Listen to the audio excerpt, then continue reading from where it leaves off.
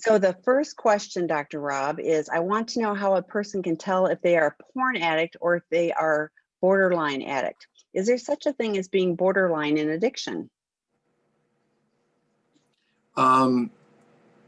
So when I think about porn, for example, and I've written some about this, I think about the fact there are kind of three kinds of users. And one I would just say is recreational.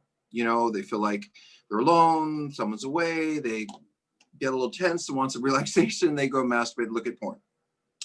And then I would put the next level kind of at the concerning user. And to me, that's somebody who maybe is using porn more than they wish they were.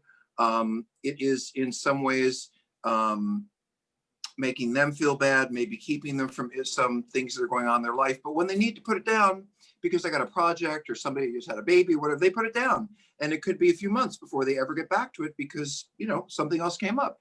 And then there's the addicted user who they are unable to turn away from it despite the consequences, despite their desire and statements to themselves that I don't want to do this anymore. And I think, you know, to me, and I'm sure Tami would support this, that really the key to knowing about addiction in one word is control. You know, if I can say, you know, I don't really want to do that and everything in me wants to go do that, but I'm not going to do that tonight. And I don't think I'm doing it tomorrow either, or I'm dating someone, so I'm not going to do any of that. And then if I don't have the control, if I don't have the ability to not do something that I don't want to do, if I don't have the ability to say no to myself, you know, and we lie to ourselves about it. Well, it's not really like that. Well, it's sort of like this, but we know. So to me, the signs of addiction are very clear that this has become an obsession for you. You don't get through the day without doing it, or you're a little itchy if you can't find it, or you can't spend an hour or two in the porn. You've had some consequences related to the porn. Somebody found you, you can't date, somebody saw it at work, whatever. And then the third real sign is, you know, you've had consequences. You've had bad things happen. Most people, when bad things happen, they say, oh, well, I'm not going to do it that way anymore because I'm going to get into trouble. But that's not what addicts do. Addicts say, well, despite the fact that I know this could happen, I'm going to keep doing it anyway. Only I'm going to do it in a different way, or I'm going to do it in a smarter way. Or the lesson is, I shouldn't be doing this. But addicts don't learn their lesson. That lesson for us is, how can I find a way to still do what I'm doing and get away with it? And I'll say one more thing. I have a friend who said to me, you know, I know when I'm really in a right place and when I'm not about things I want to do. And I said, what do you mean by that? And she said, well, when I want to do something, I just generally go do it. You go to the grocery store, work out, you watch something on TV. But it's when I say to myself, I wonder if I really should be doing that or not, that I probably shouldn't be, or that at least is something that a decision I shouldn't make on my own. And I think for us, it's all a lot of the acting out is, you know, I know I shouldn't call that person. I know I shouldn't go to that place. I know I shouldn't reach out to them. I know I shouldn't take this time, but we do anyway. And we don't have control over it. Tami, I know you want to add something to that. Well, I do, because I was thinking, so even, you know, because there are some people that can hang in there, you know, I always think of like the fingernails just hanging onto the edge of the ledge and going like, okay, I can control this. I can stop this for X amount of time. But if they're constantly thinking about it, or like, you know, in drinking, it's white knuckling. It's like, if you're white knuckling it, that still is a problem. So yes, you have technically not done it, but if all your focus is still in that same area, it's still probably a problem. I want to say one more thing about addiction in general. Is the problem with being an addict is we spend a lot of time telling ourselves that things we know are going to be a problem, or things we know are bad, are okay. We let ourselves do things and then we justify and rationalize them. So for us to get to the point where we actually think we have a problem would be very different. Like if we had a close friend who was watching everything we were doing like 3 years ago, they would have said, uh-oh, I see a problem. But we don't see it because in the case of addiction, we're the frog in the boiling water. And we are the ones turning up the temperature, but we're not aware of it. So by the time I'm asking a question like, am I addicted? It is probably of concern. And here's a way to find out. Tell someone that you're really close to about all your behavior and everything you're doing and how often you're doing it, and see if they're concerned about it or they're not. And don't go to someone who's just, you know, sex crazy and everything's fine, but go to someone who cares about you and you say, caring about me, knowing about my goals and my focus, do you think what I'm doing is a problem? And let them decide, because it may not take just you by yourself to figure this one out. Yeah, but I was thinking like people who don't have challenges with addiction, drink or don't, watch a little porn or not, I mean, like it's just not that big of a deal. And so when we're hyper focused on it, that's to me, an indication that there's probably, when people call and ask about, help, they're kind of wondering if they are. I said, nobody ever calls me that isn't like probably Right. needs help. People don't just Yeah. call. So. It's funny you said that, Tommy, because I used to run an outpatient treatment center. Now we run residential, but I was, we had more people coming through outpatient, right, at someone every hour. And it was very typical for someone to just say, I don't think I belong here. I just had an affair. It's not that big a deal. And the reality is, I don't think I had a single patient by the time they got to sex addiction or love addiction or intimacy sort of treatment who didn't really have a problem. Because why in the heck would you want to go to that place in the first place if your behavior was okay? Also, it would be really useful if you could check in, not just with what you read or see or what we say, but there are support groups online. We host 4 of them or 5 of them for men. You could just sit in, you could put your finger over the camera and you could just sit and listen and see, do I relate to these guys? Do I feel like they have a similar problem? Do some of them feel like they've gotten further than me and they are where I want to be?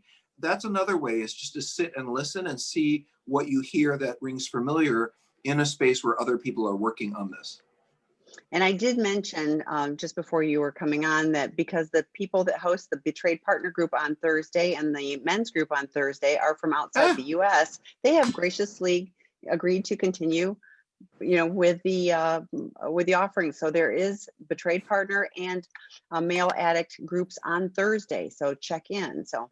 So a reminder, if you would put questions in the Q&A comments, if you're just making a comment, you can throw them in the chat. So next question, even though I know it's for the best, well, this is always a great start. Even though I know it's for the best since he's in denial and won't get help, there's an extra level of betrayal and hurt. Oh no, and betrayal and hurt that comes from him leaving me. And he did it in the most cowardly way the day after our disclosure when he said he loved me and he was committed to making our marriage work. Oh, I was willing to support him in recovery. I did everything right. I don't blame him or get angry. I felt true empathy and compassion for him. We've been separated 9 months. I don't question that he loved me because there were many times in our 22-year marriage that I truly felt loved by him. I know it's not my fault. I know I deserve better. I'm slowly healing, but what bothers me the most is what makes an addict choose their addiction over the one person in the world who loves them the most. It's just an indication of how bad is it just an indication of how bad his addiction has escalated? Well, to support you, I can't know what kind of pain or unhappiness you're feeling. Only you know that. And I can imagine feeling like you do. Like, why would he do this to me? I mean, the person who's cared and loved and shown up and, took care of kid, whatever it is. But you have, in my experience, you might want to look at it in a bigger way. This man has betrayed friends. He's betrayed work. He's betrayed ex-girlfriends. He's betrayed himself. It isn't really about you. It was never been about you. It's been about the brokenness inside of him that left him saying, well, I guess I can do whatever I want as long as she doesn't find out. And maybe the kind of brokenness you're talking about, where even some time in, he's not getting it. But the key is that we're really not, it feels completely like this because you're the most important person to us, or our family is, but we're not just leaving you. Most important, we're leaving ourselves. One of the things that one of my mentors used to say is people would say, aren't these people sociopaths? Aren't they just narcissists? Aren't they only focused on themselves and they're never going to get better, kind of thing? And, I want to tell you, there's a difference between people who have true personality problems and people who are addicts. Because people who are addicts are only thinking of themselves and they're only doing things that they want to do. So it looks very much like someone who is deeply troubled emotionally and mentally. The question is, though, once they make a decision to get well and they're starting to get well and they're working on getting well, do other things begin to change? You become more open, more caring, more empathic, more. So in any case, I don't think that it's just about you. I think you do get to grieve what you had. And by the way, I want to say something to all the spouses out there, because I think women often do this, sometimes men. You've had a bad relationship, you're having a bad relationship, it's been abusive in some ways, and you say to yourself, what did I do wrong here? The answer is, not a whole lot. But the point I want to make more importantly is when you're not together, if you do break up, if you do decide to separate, one of the things I hear from you folks a lot is, you ladies, is why am I still thinking, why am I missing him? I know it's Thanksgiving, but we've been separated for 3 years and he was abusive before. Why would I miss him? And I think to say that is to not acknowledge how deep and meaningful loving someone is. Because, and perhaps that's why we put up, I know that's why we put up with the shit we put up with. I wrote a book about this called Pro-Dependence. I don't think we stay with broken people because we're broken and we want to bond together with some kind of brokenness. I think we fall in love with people, and then if we figure out they're broken, we try to help them into being the person we want them to be, they want to be. Anyway, I'm just kind of going on, but I really felt what she had to say. I wonder, Tami, do you have some response too? Oh yeah, the grief, and grief isn't like, one and done and you can just move on. So I mean, grief is a process, and unfortunately a painful one.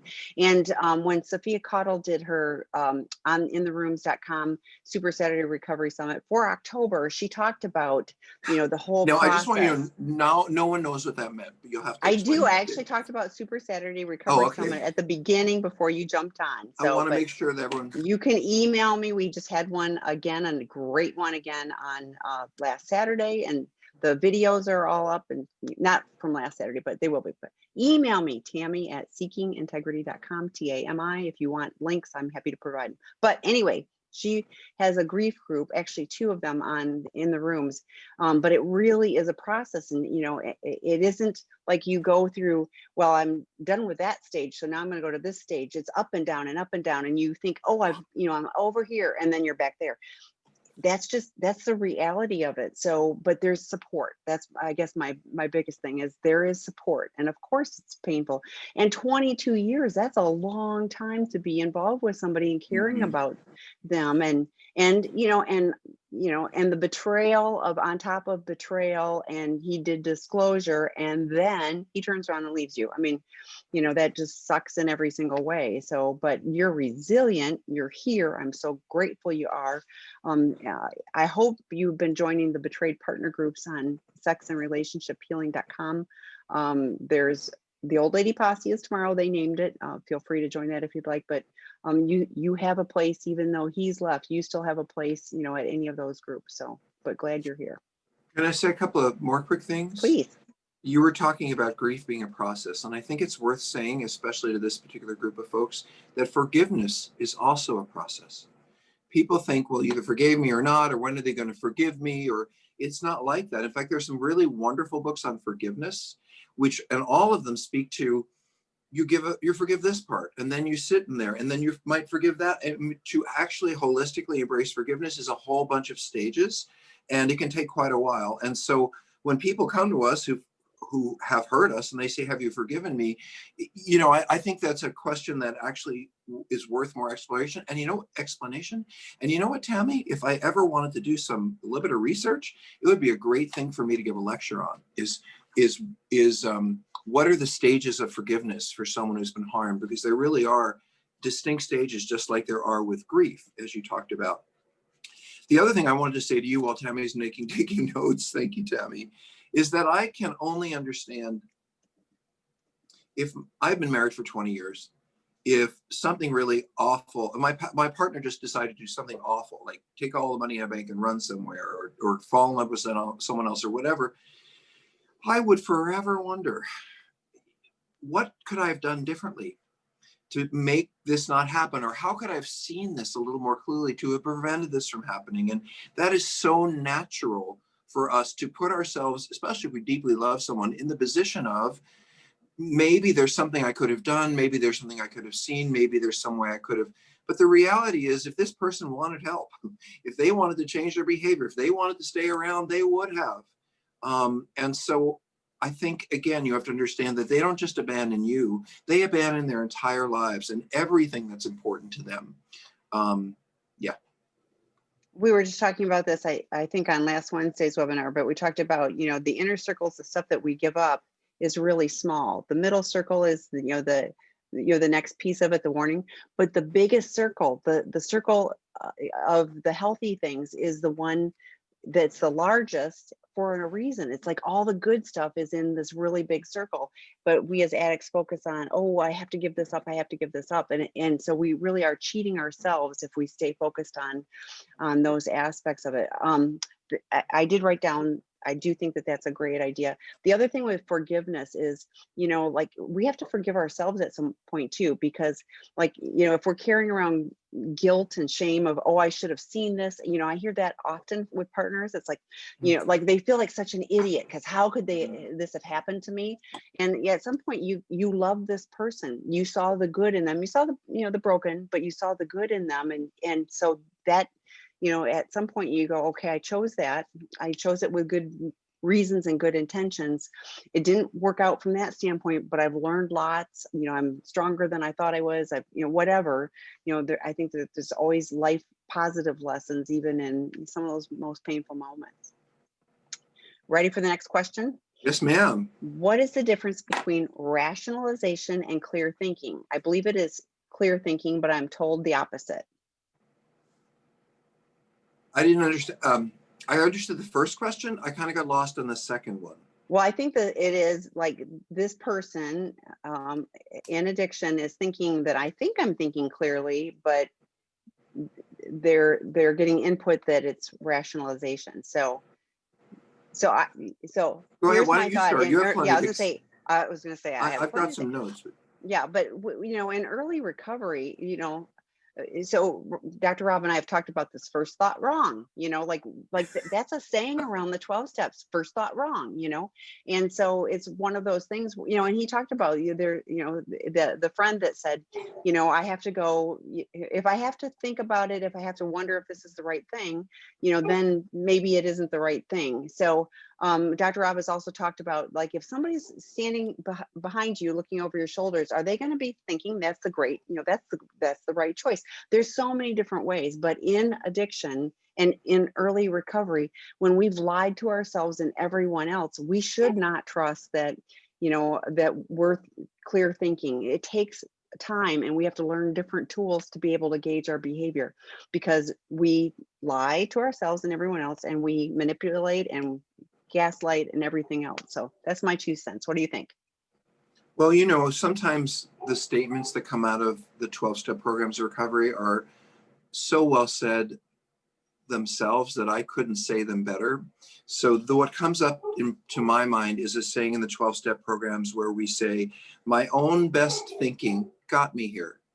My own best thinking, making decisions, what I'm going to do in my life, landed me in a 12-step room, having ruined my marriage. And so once I really get that my own best thinking, especially in this arena around intimacy and sex and relationships, and if I'm at a crisis, pretty much everything else, I'm not the best thinker here. And that's one of the reasons why we admit to powerlessness, why we have to turn it over. When we say turn this problem over, look, I'm not turning over work. I'm not turning over my writing. I'm not turning over my speaking or my relationship, because that's all good. And I can manage those things. I turn over things that I don't seem to have control over or with. And I don't turn them over necessarily to, something I can't see. For me, I turn my decision-making over to the healthy people that I've put in my life, because my best thinking got me here, and I really need other people's thinking. When I want something as an addict, I want to tell a story, but I won't tell it now. But when I want something as an addict, I have this kind of, and it's not even addiction. It's not even an addictive, it's not even drugs, alcohol. If there's something I have my eye on and I start thinking, oh, I don't know if my husband's going to want to pay for this. And, and I don't know, if this is really going to go with, and I think someone else is not going to agree. I start finding all kinds of reasons. Well, I could just tell this person that, and I could just tell. And so even though the addiction piece isn't in this whole spinning process of, I got to get what I want, I got to have what I want, I don't want to tell anyone else, I got to figure out how I can get it. That kind of pulling away from people is a dead sign of addiction, or at least dysfunctional thinking. So how do you recognize it? The words you used were clear thinking versus rationalization. Okay, so I will give you my best example of that. Do you mind, Tami, if I say a little bit? So I use this when we're working in Seeking Integrity in the treatment center. I use this story, right? So why do we have reality? I'm going to play this out with Tami. Why do we have reality, Tami? Why is reality in our lives? Why don't we just live in illusions and you know, I don't know, glasses that don't, glasses that give us distortions? And what is the point of reality? What is the point of really seeing what's in front of me as it is? Why is that useful in our lives? As an addict or as human beings in general? Anybody, human Okay. beings. Why do we need That's reality? an interesting question. For 'Cause to me, example, okay, go ahead. There's a table in front of you. You're getting up. Oh, If you don't see the reality that that table is in front of you, what is going to happen? I will be at the emergency room if Well, it's reality. So, or you at least hurt yourself, right? mhm. So the more clearly you can see objects, experiences, and people in your life, the better in touch with reality you are, the better decisions you'll make. Even in relationships, it's like if I talk to someone and they seem angry at me, and I think, gosh, that person's so angry at me all the time, I might start to react to that. Well, why are they angry at me? But I haven't actually checked it out. They might have gas, you know? So not knowing what reality is, or not wanting to know what reality is, leaves in a whole bunch of room to make mistakes and do the wrong thing. The reason that reality is, we don't guess, we don't go off by ourselves, we seek what is real and true. But that's not what addicts do. Addicts tend to turn away from reality and look for rationalizations and justifications to give them permission inside for doing things that they know aren't okay. And if they were looking at reality clearly, and spouses will love this. When I talk to an addict, he's like, well, what is it not okay to do on the street? What ways is that? Whistle, look at women. What if I flirt with someone? What if I see an old girlfriend? What is really not okay? What is really sex? What is that really going outside my line? Even the single ones. And I'm like, look, think about taking a walk with a couple of 4-year-old kids. Whatever you wouldn't want to do in front of them or have anybody else see you do in front of them is sobriety. So, but I might think, well, I'm looking at porn and I'm just seeing sex workers and I'm not seeing my affair partners. So, you know, in my world, in my reality, that makes sense. But here's real reality. How would a child see it? Because I say this isn't sex, but a 4-year-old said it and say, if you wouldn't want a 4-year-old to see it, it probably is sex. So I can lie to myself in so many ways without having reality along for the ride. And the problem is that if you can't see reality clearly, you really can't learn from your mistakes. Why did I walk into that table? I don't know why I didn't walk into it. It must have been in the way. Someone shoved the table in front of me. No, you didn't actually look down and look for it. Why is that person angry at you? I don't know. They're just angry at everyone all the time. Actually, they have gas. You know, so you can lead your life assuming and making guesses about everything outside of you, but that's not living in reality.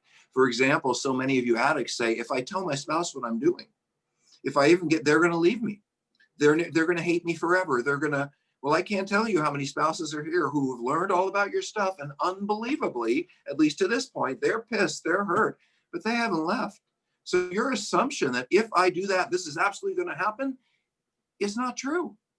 And maybe there are a lot of assumptions, especially the big one. I can do this and it won't hurt anybody if they don't find out. That's the biggest rationalization of all.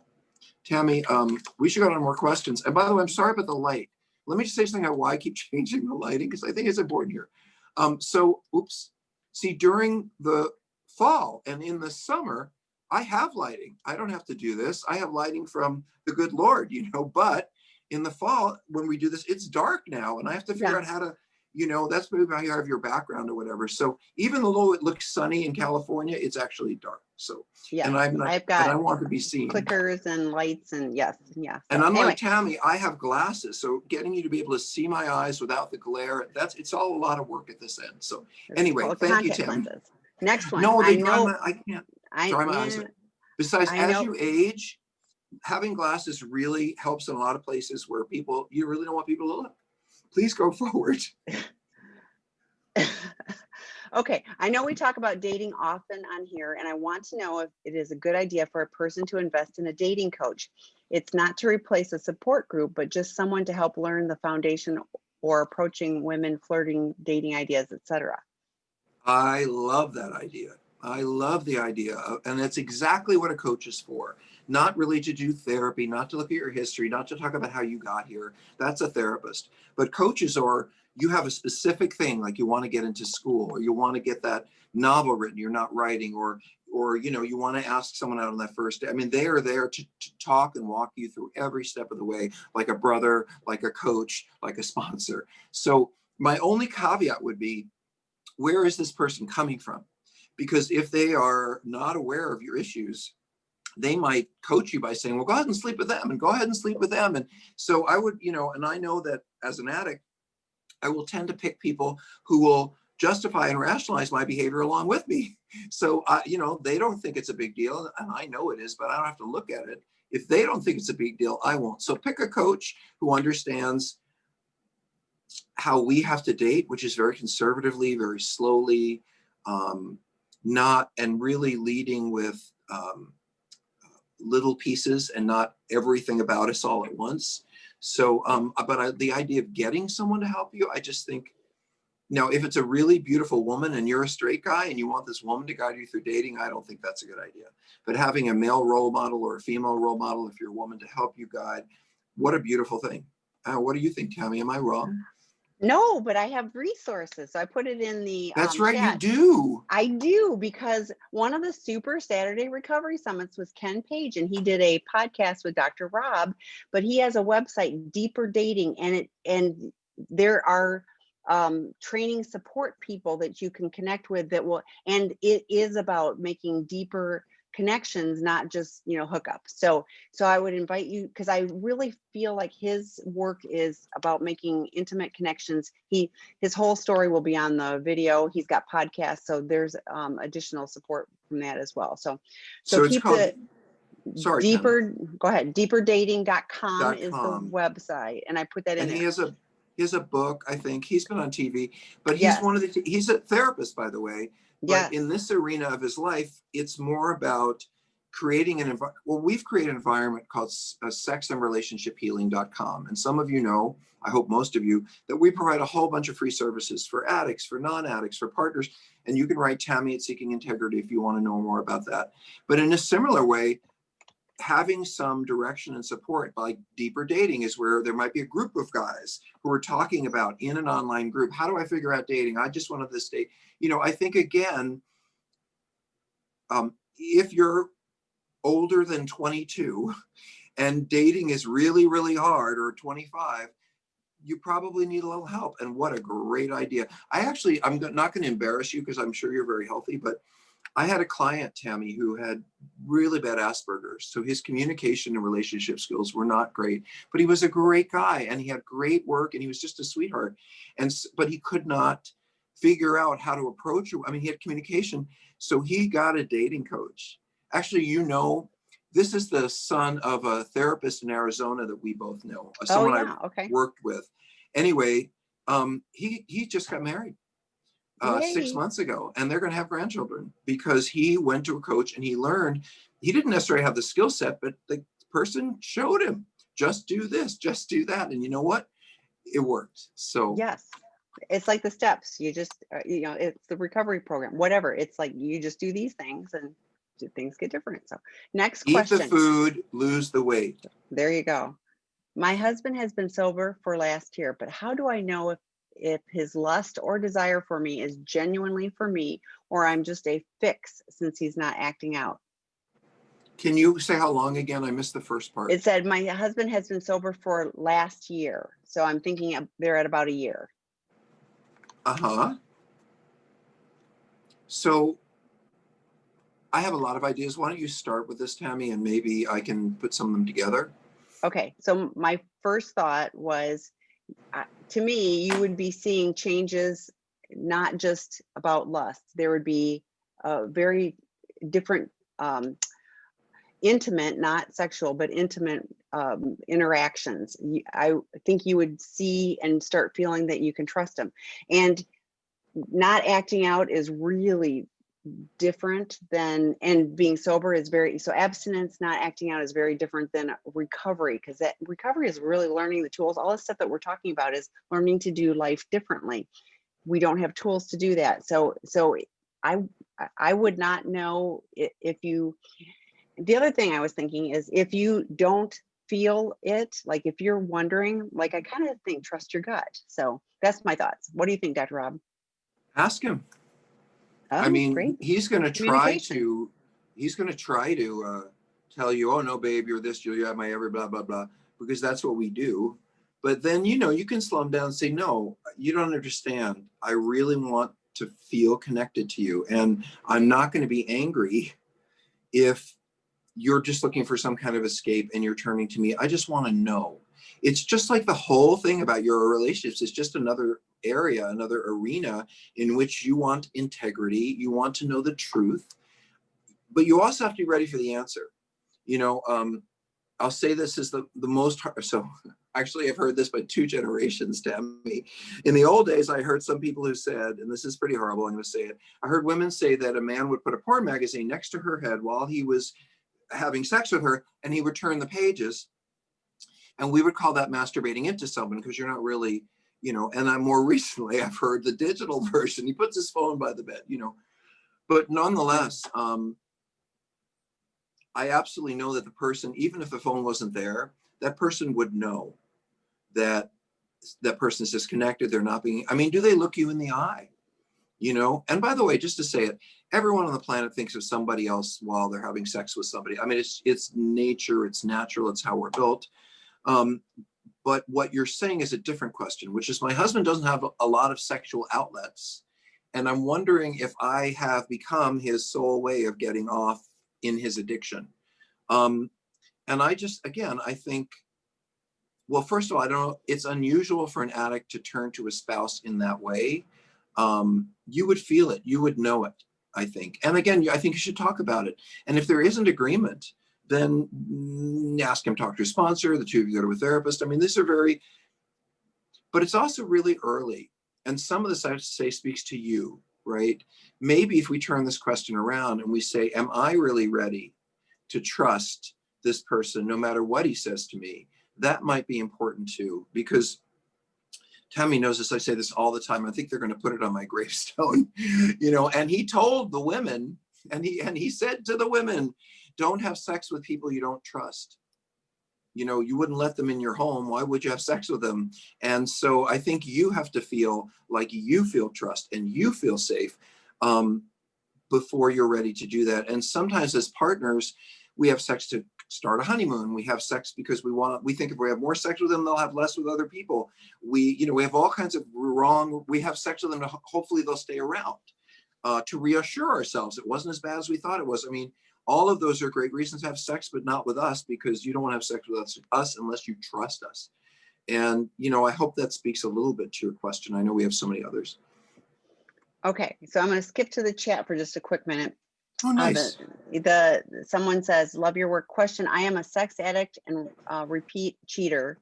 I am married, but I also keep thinking of the last person I cheated on my wife with. Any suggestions or ideas why? Maybe you have feelings for her. Maybe you cared about her. Maybe it isn't black and white. I could just walk away with her because she was an affair partner.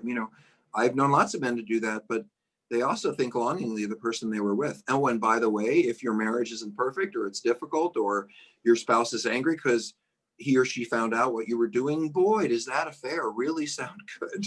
It's like an ideal. Oh, I remember there were no arguments there. There was no upset there. We thought that each other were wonderful, but that's not real. But I can imagine my mind, God, if things were shitty, Tammy, I mean, really shitty, I can think about, well, maybe I could have a drink. I mean, drinking made me feel, but you can get there. Do you have thoughts, Tammy? No, I think, no, I wanted to ask that one because I wanted your, input on it. So, but I think the drinking analogy of like, and think it through, and what, like you said, it isn't reality. You're not paying the bills. You're not taking out the trash. You're not doing real life. It's the affair partner, and it's the, the hidden, risk, all of that type of thing. And so it's in a bubble of its own. And, but the reality is, you have a wife, and, you are trying to rebuild. So I would encourage you to focus. Scott and I did a webinar the other day, and we were talking about the more you focus on what you shouldn't be focusing on, like pink elephants, you're going to think nothing about pink elephants. So Why'd you say that?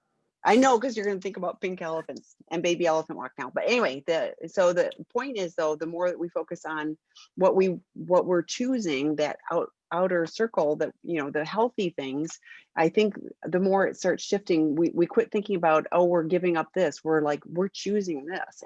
And for me, choosing is way better than, somebody telling me what to do. So, okay. Do you mind if I go back to I just want to say something about the last question, Sure. which I think is a woman who said, how can I trust that by being sexual with my husband, who's a recovering sex addict, that he's not just using me for sex instead of his addiction, which is what you asked. And I'll tell you a little secret. What addicts long for is intensity. We want the hot, slam it, make it happen. If I know you, I want to go off into la la land and have it be just incredibly hot. And because sex addicts want to lose themselves into the sexual experience. What we hate is going slow. We hate an evening where we just have to hold hands and look in your eyes and massage each other, or my bathing you and combing your hair. And, we want to get to the action. That's an addict, because especially in this arena, we often have fear of intimacy and fear of closeness. So if you slow the whole thing down and it's not wham, bang, that was great, and we can just kind of power through without feeling. When you ask us to take a bath together, to look at each other, to massage, when you slow the whole thing down, you'll know a lot more about where this person's head is.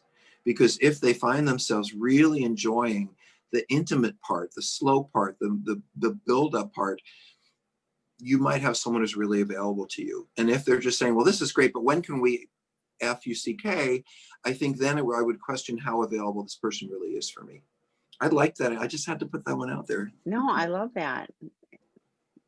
And I had a David Bowie moment from Suffragette City. So anyway. Why that? Wham bam, thank you, ma'am, as part of I'm old. Changes. Yeah, well, that's a whole nother song. Okay, we digress. Next question is from the treatment center. Thank you for the program. It's the first day at Seeking Integrity and already loving it. I would like to know what is my first steps I need to do when I return home. First steps as in restoring my relationship and start building trust with my wife of more than 10 years. And I have led a double life for 10 of those years.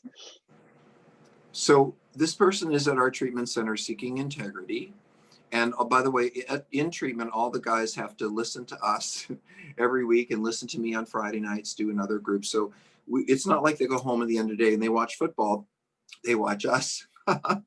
But anyway, and this person, Tammy, has been there, they got there over the weekend, because we usually let people in over the weekend. There's the day. Okay. And now he's been there, how many hours do you think? 24. And in 24 hours, are these important questions, do you think he's asking to have answered? This is not in the first 24. No, not. No, but in life, you have to pay a lot. Oh, do you think these are important questions? These are very important. They're deeply important questions. Yes. Do you think that, and I know that the first 12 hours he was checking in and getting in his bed and finding his room while meeting the chef, whatever. So I'm guessing he maybe had 6 or 8 hours of treatment today.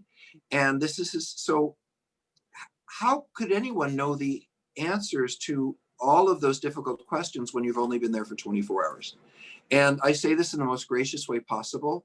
You might get close to some ideas about a few of them by the time you leave, but some of them, these are really big questions. And if you've just gotten there, you haven't even come to terms with what you've done, or what it meant to others, or how long it's been going on, or where it comes from, or how to stop. I mean, that's what treatment is about. So rather than, my best advice, no offense, rather than looking for how can I expect things to be when I'm at the better point, when I've gotten really further along, I think it's better to see yourself where you are, which is have volunteered for a program where you've left your family and you are working with these other guys because you know how bad life is and you're not sure how to make your life better. Why don't you just be a mess like you've been, like you are, and let us take care of you and support you and direct you.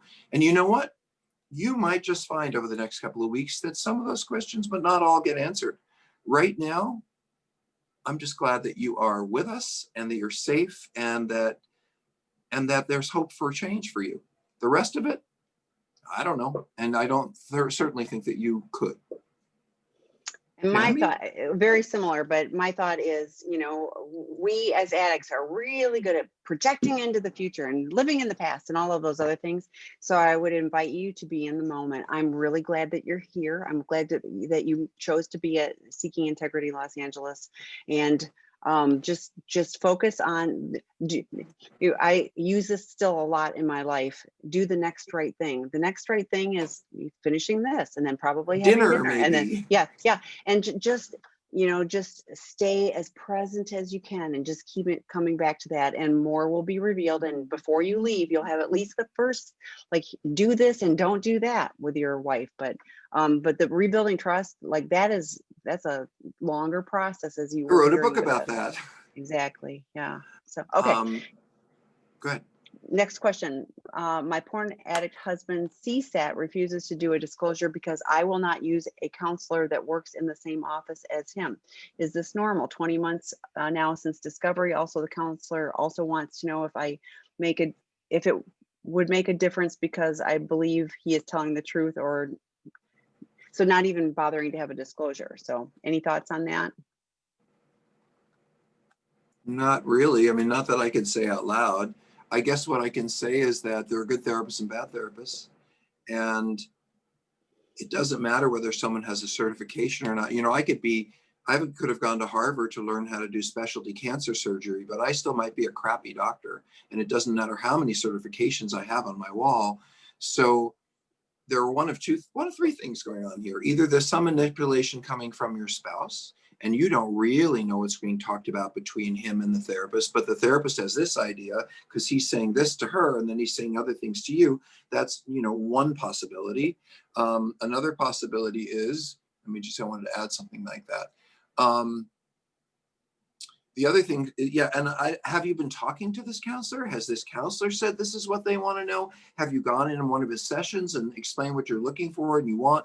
Let me just say briefly, I ran an outpatient center for, 15 years, something like that. I started, I sold it, woohoo, and started something else.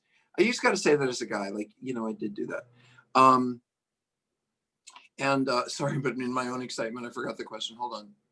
Oh, and so this is what I would say when a couple comes in, I would say, look, you're coming to see me once or twice a week. Your spouse is in therapy wherever they're in therapy.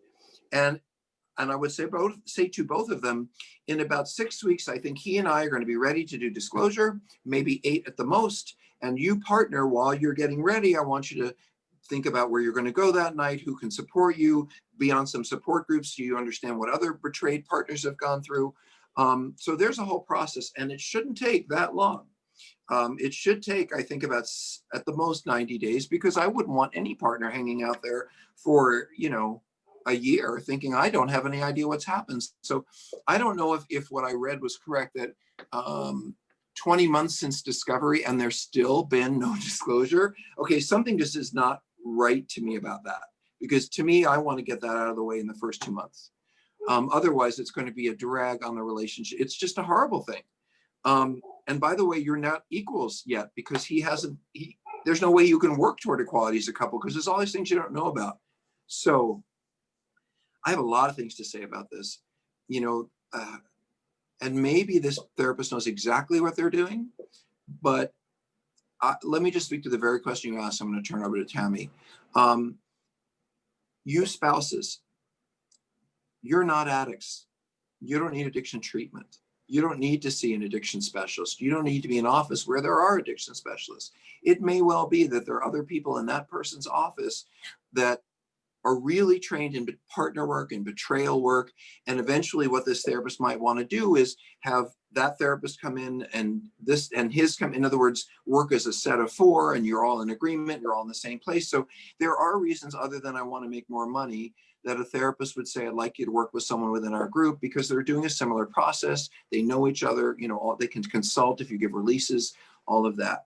However, you do not need, your husband, addicts need the kind of treatment that involves containment, structure, challenges, new ways of living, looking at the past, a lot of peer bonding. I mean, there's a lot of work that addicts need because they are acting something out.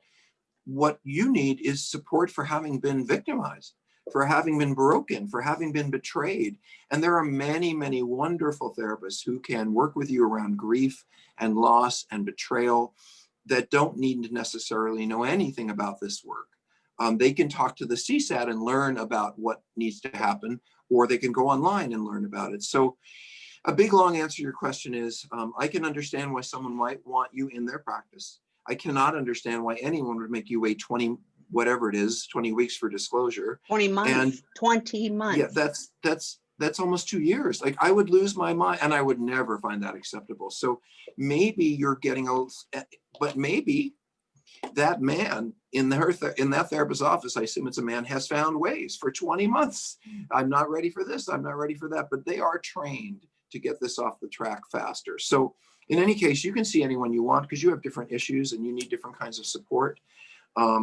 Is it useful for you to be there? Yes, but I don't feel comfortable about 20 weeks. So Tami, I'm going to drop 20 months, 20 months. 20 months. I'm sorry, 20 months. Yeah, no, it's okay. So a couple of things for me, like Dr. Rob said, have you heard that from the therapist? Because if you heard it through your husband, don't trust that.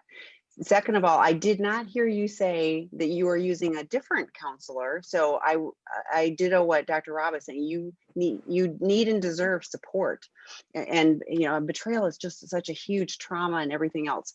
So you having support. So if you have a competent betrayal trauma therapist that can work with that, great. If you're just trying to do it by yourself, it is highly advised that people not do a disclosure unless the partner has support, because it can be really traumatic and damaging and all of that. So if that's the case, and I don't know, that may be one of the reasons. The other thing that you comment at the end, I'm wondering if it would make a difference, because how would I believe he's telling the truth or not after a disclosure? So, I think that that's a really critical piece. If you have no hope for the relationship, then actually they don't advise doing a disclosure. But the point of doing a disclosure is that so there is a foundation of truth on which to build. It's a start so that you can start to heal the relationship. One more thing about this topic: get a date. Am I going to have disclosure by December 1st? Whatever their craziness is about 20 months, you deserve to know that, and I would say within the next couple of months, as soon as the holidays are over, whatever you want, by January 15th, I want to get through disclosure, because I don't want to wait another 2 years. You do have control over that. And if the therapist and your husband say no, maybe he might need another place to sleep. What I wouldn't want you to do is get pulled away from your beliefs and your feelings by a therapist that you've never met or you don't really feel safe with. And if you think that this person really isn't being manipulated by your spouse, but this is where they're coming from, it just doesn't feel right to me. And we're glad. Go ahead. Yeah, Tami. Please get pro-dependent aligned support for you that we can help with too. So, okay, next question. I've been in a relationship for 13 years and it's been 3 years since discovery. My SA is a behavior therapist for drug and alcohol addiction. He knows the steps and what he needs to do his work for recovery. I'm assuming he's not ready to face his own addiction. What suggestions do you have for me? Thanks.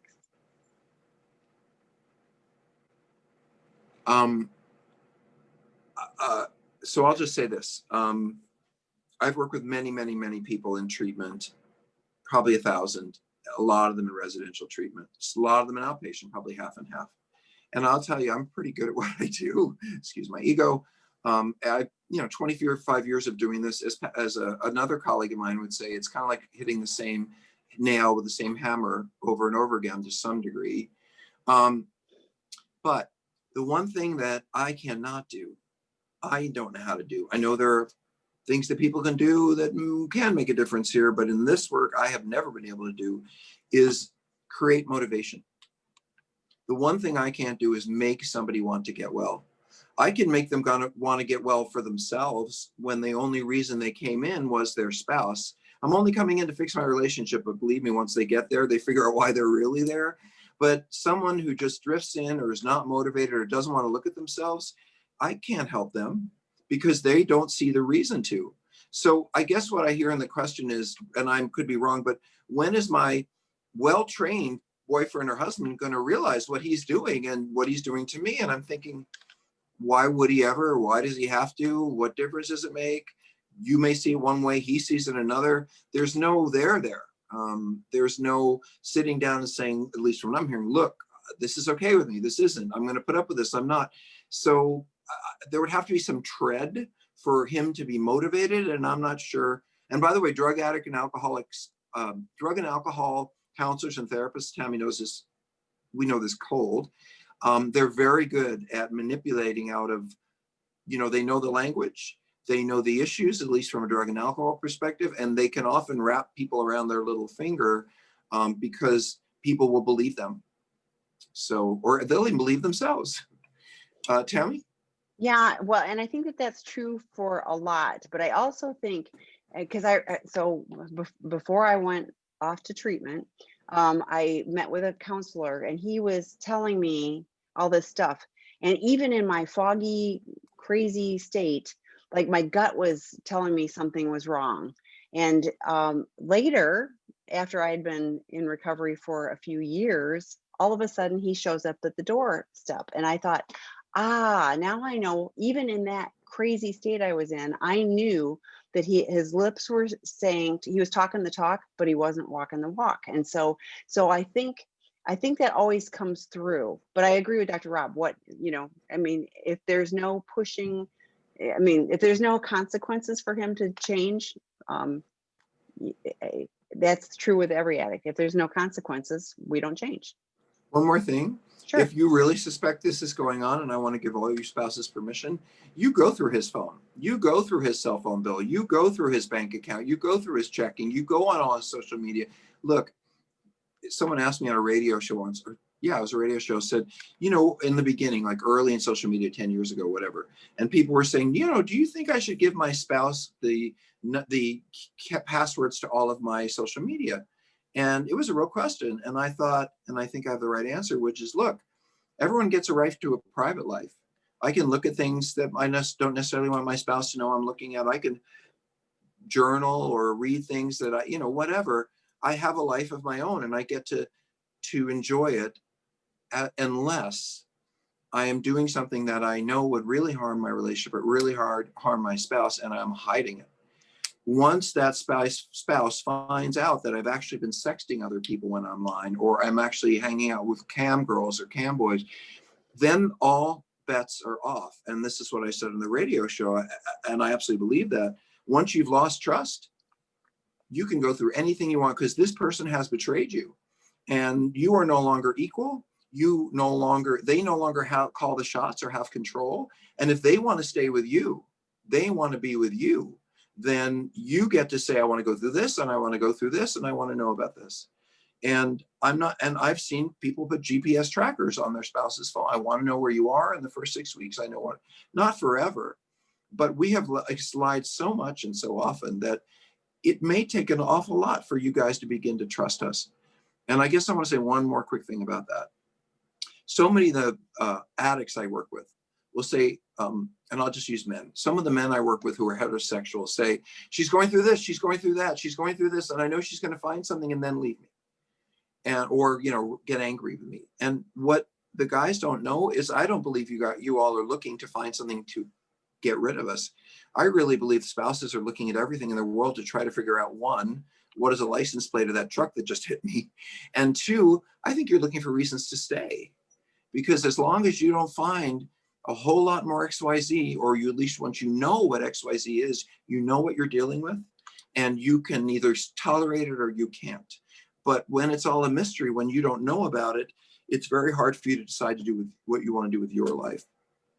And we hear all the time about, I can almost handle the sexual acting out behavior, but the lying is what they just can't tolerate. So while an addict may be going, well, if they find out, I have to lie about this because if they find out, and they would probably do better with the finding out than the lying. So, and since you brought that up, well, when are addicts lying when their lips are moving. Actually, let's take one more question because I really want Well, to know we have a lot. the only other thing I wanted to tag on to this one is, if he gets discovered at work, what are going to be the consequences? Are there going to be negative consequences for his sexual addiction at work when he's working with drug and alcohol use? That was my one thought.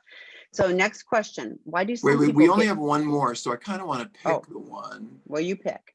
Well, someone said, what is disclosure? So I think that's an important question. Somebody else said, can you love your wife and a sex worker at the same time? I think those are both really good questions. But just what is disclosure? Disclosure is a process that the people in my field practice for couples that intend to remain together. They have a relationship of whatever length. And we do not believe that, and we're talking about addiction, other issues, perhaps it's different. But when someone who's been an addict has been acting out in whatever way they've been doing it, and he or she is committed to continuing that relationship, and the partner wants to continue that relationship, then we believe that the partner has a right to know everything that they've not heard. And so there's a process in outpatient therapy after people have gone to treatment, if they do, where we sit down for 6 or 8 weeks and we sit the person who's been doing the problem and who has the problem, and we go through line by line what's gone through every year of their life with that sexual behavior, especially during your relationship. And the partner during that time is getting support and growing a support group and really preparing to hear this information. And at a certain point with a therapist or two there, the two folks will sit down and the person who's done all this behavior will sit down and say, here, this is what I did. Not graphically, not 5 pages, not I'm sorry's, but just let me disclose to you, let me give an inventory of what you do not know. And this is not meant to hurt the partner. What it does is it provides room for an equal playing field. Now we don't have any secrets. Now there aren't any lies. Now if we're going to go forward, we're going to go forward from truth. And spouses either believe that, because they think that this person's being honest, or they don't believe it because this person has lied so many times. And some of them go get a polygraph. Is everything in that document true? Because they don't, and I want to say, some of you may say, oh my God, a polygraph. And I think, well, you drug test people in the workplace to make sure they're sober. What's the difference? And I'm not saying that every addict has to have a polygraph, but I am saying that disclosure should be thorough and complete, and all your questions should be answered. So you're not walking around, look, this is what we don't want. You walking around and the housekeeper comes by, or the person who works on your sewers, and you think, well, I wonder if he or she had sex with them. We want you to know what's happened in your life. And most important, I want you guys to make a very clear decision about how you want to go forward. And you may decide in hearing disclosure that this is just not something that I want to live with. You know everything is on the table and you can make a clear decision. I have heard this from addicts. Oh, my wife knows everything. I don't see any reason why we should do that disclosure stuff. I've told her about this and this and this and this, and that's all I ever did. And then the questions come up. Did you tell her how often? Did you tell her how many times? Did you tell her the frequency? Did you tell her how much you spent doing that? And all of a sudden becomes, well, 20 this and 30 that. And she had no idea. When I saw some prostitutes and I looked at some porn, and is not the same as I spent the last year and a half every 3 days. And that's what disclosure is about. It's about helping your partner come to terms also with how big the problem really is. It's not just this and that, which I hate him for. It's all of this, which I also hate him for, but it gives me a bigger picture. One more thing. You spouses often feel crazy and understand, like, you went somewhere on a vacation with us and we disappeared for 4 hours and you just knew that wasn't right. But we said, oh, the car broke down. I had to do this. I had to do that. And we talk you out of it. We gaslight you. When you get disclosure, it can be really important for a spouse to hear, you know what, you were right. When we went on that vacation, I did disappear on you and I lied about it. Because for you spouses, it's kind of like, whoo, I actually did know what was going on. I really can trust my gut. It's just him I can't trust. And that's a wonderful lesson that can come for you through disclosure. We are out of time. We are out of time. Okay. So for those of you, thank you for joining us tonight. And sorry we didn't get to all the questions. Join the betrayed partner groups and men's groups throughout the week with more webinars. They're free. So sexandrelationshiphealing.com. Lots of options, including on Thanksgiving. And we'll see you all next week. Bye. Have a good holiday, you guys. Be safe.